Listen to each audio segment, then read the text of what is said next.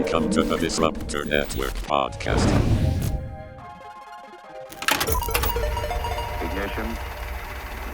Liftoff. Welcome back to the Disruptors Network podcast. We have a really cool guest today and something I'm very interested in, and it's a new space. And Lauren Turton, welcome to the show. Thank you so much for having me. I'm excited to connect with you and your audience and to dive into non-fungible tokens. That's awesome. So, in reading up about you, you have a background as a creative. Obviously, you were a photographer and you were doing some pretty cool stuff doing that. How did that, coming from a creative space, kind of shape or prepare you to be in the NFT world and that Web3 business? Like, how did that shape you to do this? So I've been a self-portrait photographer over a decade now. I have a project called Find the Hair, Hare, and I take photos of myself in a rabbit mask. And when I started this project years ago, the professor who had introduced me to self-portrait photography told me, keep doing this project. Just keep doing this. And I've been doing it since then. And for many years, I was showing my artwork at galleries and shows through Southern California. But I found it to be challenging because the audience that I was displaying my work for wasn't always dialed into the art world and appreciative of the art world. And so when I found out about NFTs 1 year ago in June of 2021, I said to myself, wow, there's a lot of artists that are having a lot of success leveraging this technology for what it is that they're doing. This is interesting.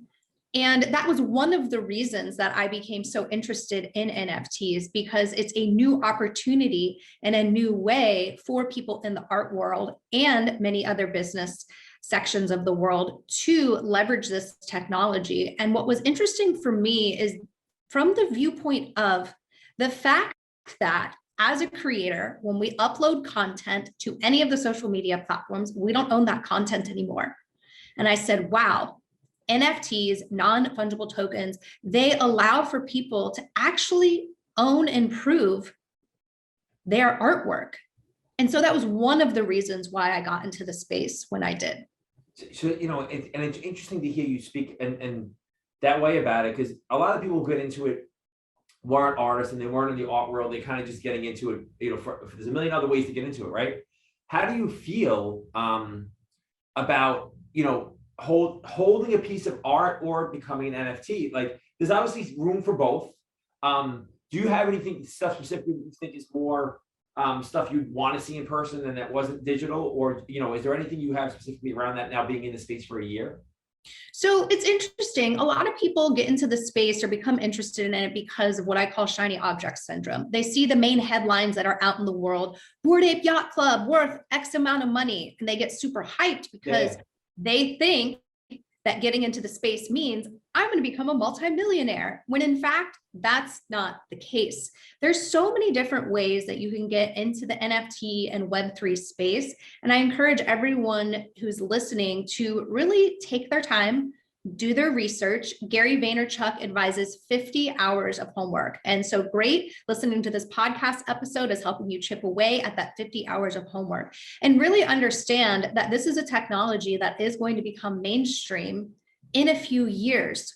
So looking at it from the viewpoint of what is it that I know from my Web2 life? What is it that I currently know? What am I an expert in? What do I have skill sets in? What do I thrive? What areas do I thrive in? And how can I apply this to this new industry, this new technology? And how can I create solutions and how can I problem solve with this new technology? And what is it that I know from my past life? And take away the viewpoint of, I'm getting in here because I'm going to make $1 million. No, look at it from the viewpoint of, how can I problem solve with this new technology that's on the blockchain?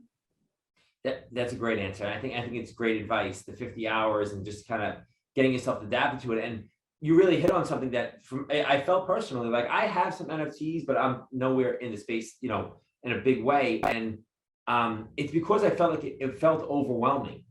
Like when I first was like, oh, it's like going open sea and start looking around. And I was like, wait, this works with this and this works with this. And I'm just like, it can kind of be overwhelming. How did you kind of get into it and not feel overwhelmed and like immerse yourself in it?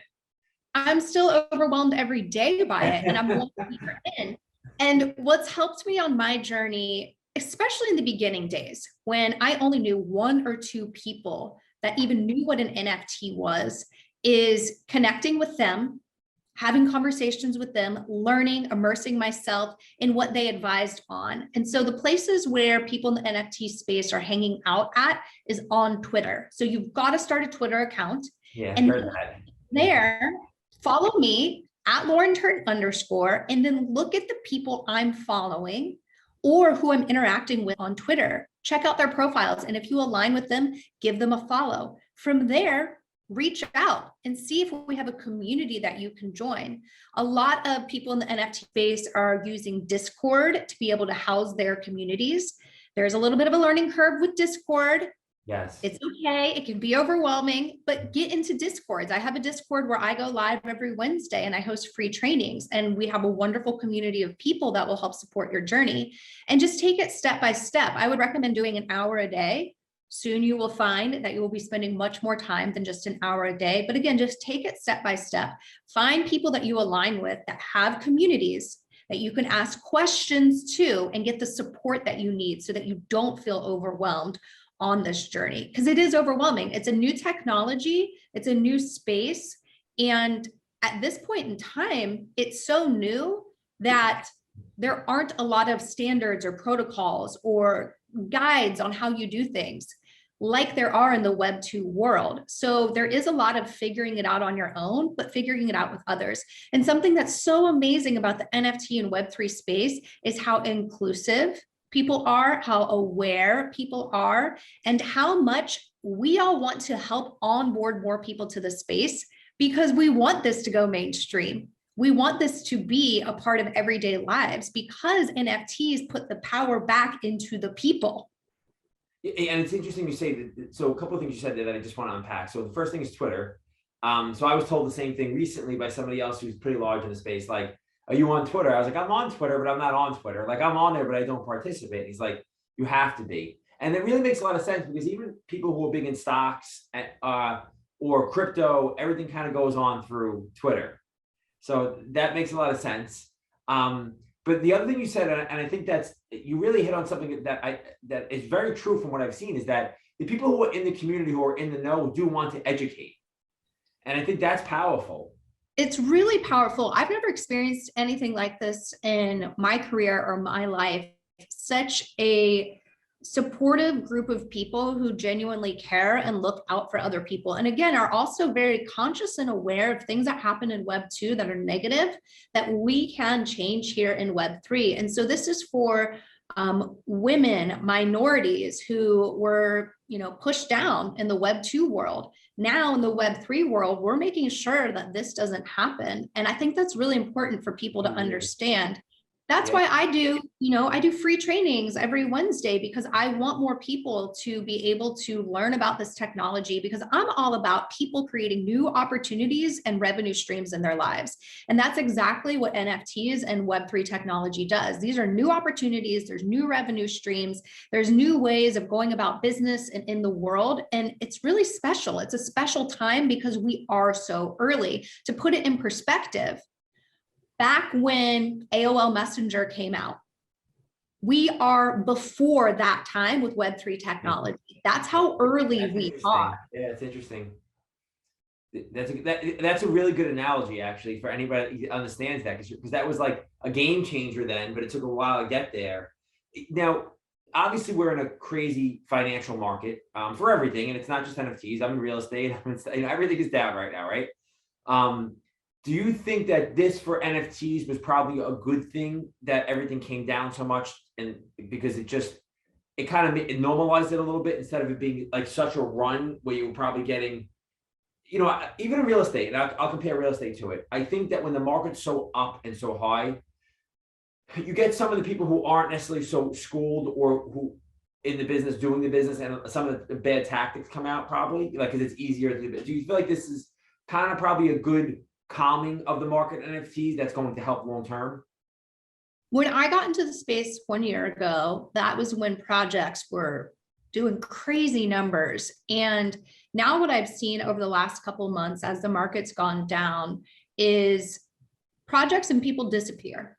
because the markets are down, which is interesting because it shows who's there for the right reasons or in it for the long haul. Yeah, And yeah. also, I'm one of those people that believe when times are tough, when things are difficult, that's when true innovation and creativity comes through. So for people who are in the Web3 NFT space now, I'm seeing so many conversations that weren't happening a year ago because now people are realizing what problems need to be solved and what needs support in the space because times are tough and because things are down. And I'm really excited to see what blossoms over these next months in regards to support and problem solving in the space. That's awesome. Yeah, and I couldn't agree with you more. Right? Like this is when you find out who the real people are and not the people who just had a spike, they got some money together from it, and they just kind of were riding the wave instead of people who really invested in the community. So I think that's awesome. What projects are you currently in or have been involved in as far as Web3 is concerned?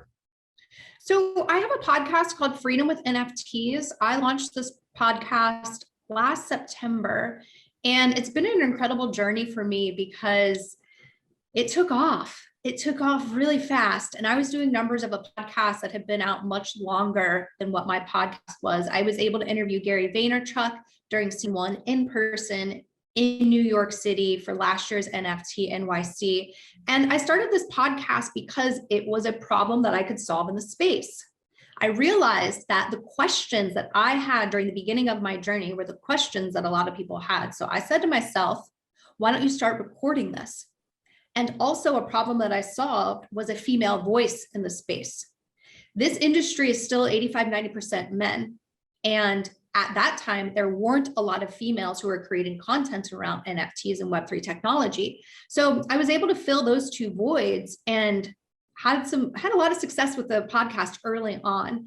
And it's been an incredible journey for me to be able to connect with others on the podcast, dig into questions that people are having a hard time finding the answer to. I was co-owner of an Italian restaurant in San Diego, California called Ciao, Piadina. Recently, I shared my portion of the restaurant to my former business partners. What we created at Ciao Piadina was a customer loyalty program using POAPs and NFTs. POAPs stand for Proof of Attendance Protocol. They are on the blockchain. They're free to create, they're free to obtain. And an NFT, as you know, is a non-fungible token. And I'm sharing this because I want people to realize that NFTs are more than a JPEG. They're more than just a picture on a screen, and that there's actual utility or deliverables that can be included with NFTs. And so we created a 5-tiered customer loyalty program using this technology. And because of that, I've been booked to speak at a lot of the NFT conferences and events over the last year, which has been really incredible. NFT NYC, and so many others.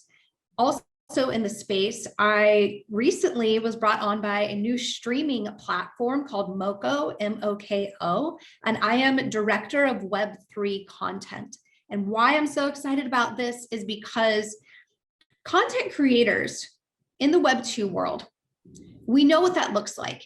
Influencers, people in that space. But what about the up and coming content creators? There's a big gap to fill there in regards to how content creators can monetize what it is that they're creating. And so I'm really excited because there's so many incredible content creators in the NFT and Web3 space. And now I can connect them with my team at Moko and either stream what it is that they're currently creating or produce a custom show with them. And as an independent content creator myself, I know the struggles of all of that. And so I'm excited to be able to lift others up in my community with this role. That's awesome. That's really cool. And I love how you were innovative. You were innovative. I mean, I think that's the thing I like about NFTs the most, of what you're doing is that you're kind of innovating with it.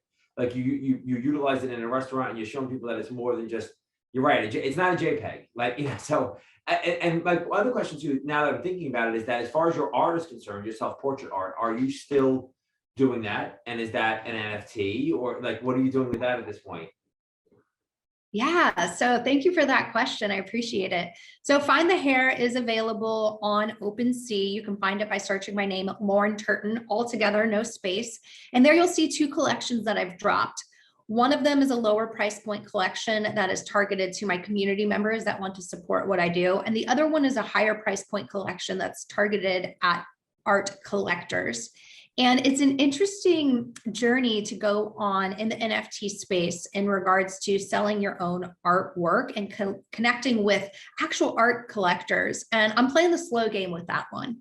It's something that I let people know on my Twitter, on my TikTok, every now and then that I have these collections out there, because what I found a lot of value in is meeting people in real life, eventually finding out that they are a collector in the space, and then seeing if my artwork aligns with them. And this has happened a few times, which has been really, really special. And I've been able to develop relationships with these art collectors. Now we text each other regularly, we get on phone calls, and that's something that is really special. With the collections that I've dropped, I also have included utility or unlockable content, like a signed copy of the book that I wrote last year, an 8x10 print of the artwork that they just received, and a 30-minute call with me. And I'm sharing that because, again, I want people to know that NFTs are more than just a JPEG, and that you can include things like this. You can also include things like access to events or a retreat.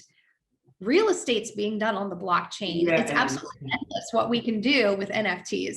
That's fine. That's my kind of next question for you. So, my original interest in it was, I own a lot of real estate, and I was really interested in, seeing what virtual real estate is. And now, as I've been talking to people more about NFTs, it's, creating my real estate into a portfolio that's a token that other people can buy into. Are you starting to see that happen more and more?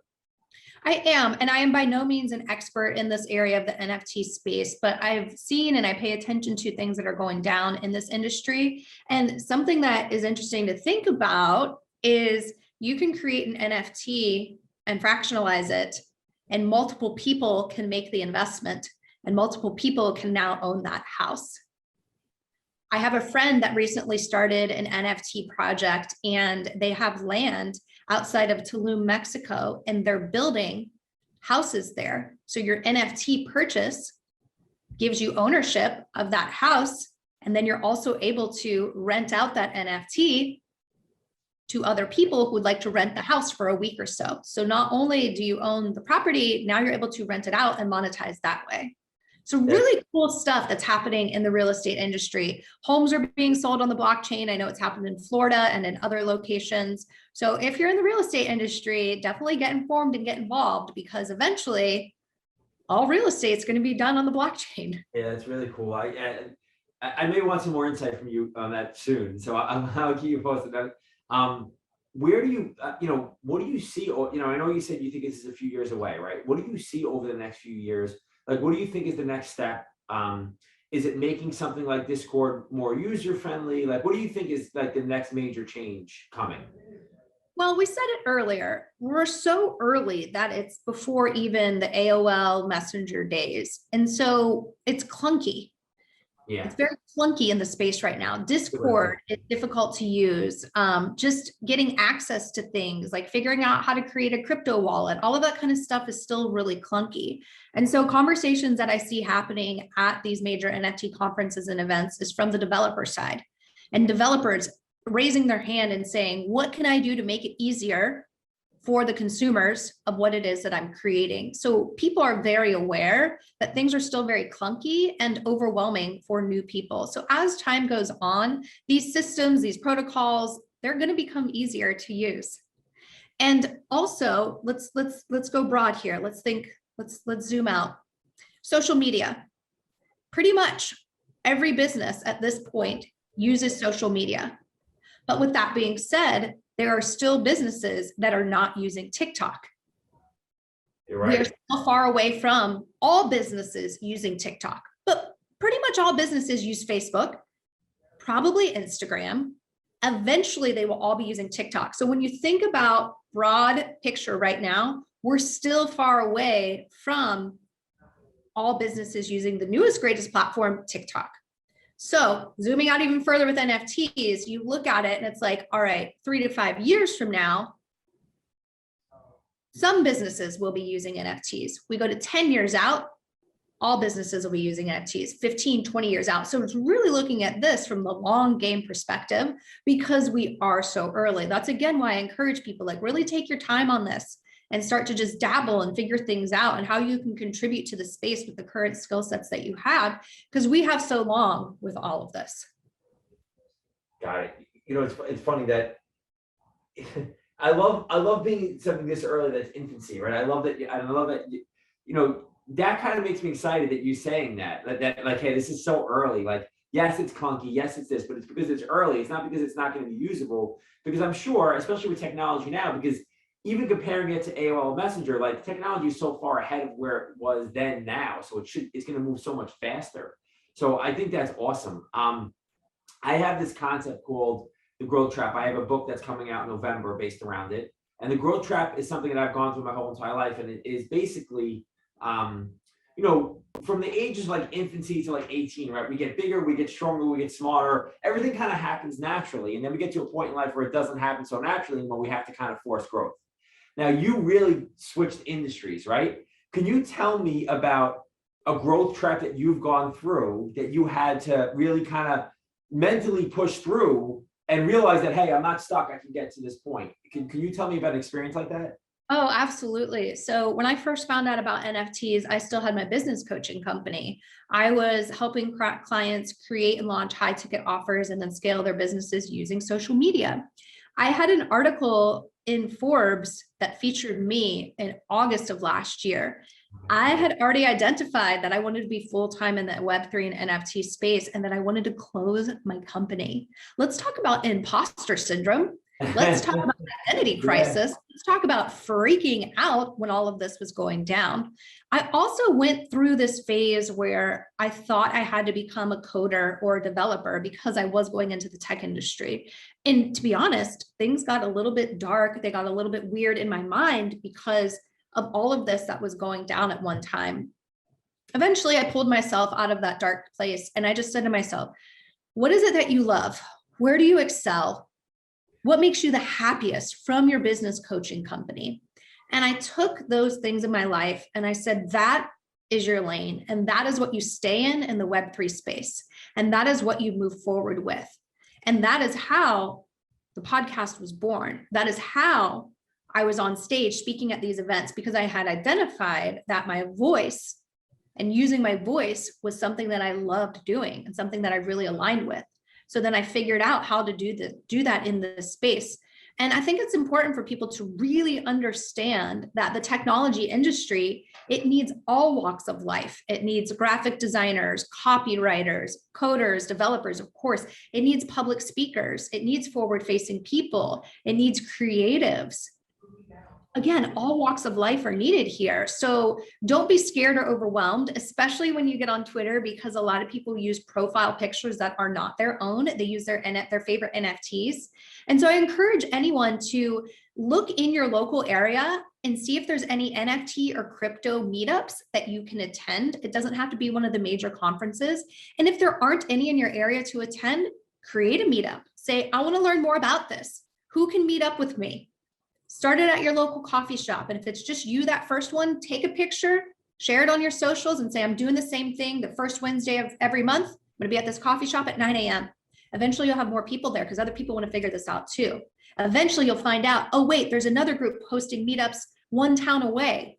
And the reason why is because, again, it's very overwhelming because we're all online doing all of this. We're on Twitter Spaces, Discord. It can get a little bit lonely. So making sure that you make the effort to have that human connection is going to help your journey so much more.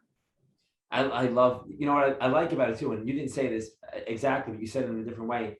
And I think your, education out of this is that I never have to be afraid of technology again or anything like this again, because I did it, and I can, now you really embraced it. Like, it's the great unknown. I feel like you've embraced the great unknown at this point. So it's amazing. And it's an inspiring journey, I think, for some people who are looking for a change. Yes. And if you're looking for a change, this is a great time to get in here, figure it out, find out where you align. There's so many incredible communities in the NFT space. A lot are really focused on mental health, women's empowerment, minority empowerment. So you really can find who it is you align with in this space and be lifted up in a way that you've never experienced before. Yeah, it's like an advanced society. So yes. Kind of like, and even so socially, it's an advanced society. So I think that's amazing too. Well, you've been great. I know you have your social media handles behind us, but where's the best place to find you? How do people become part of your free class? Like, how do people get around you?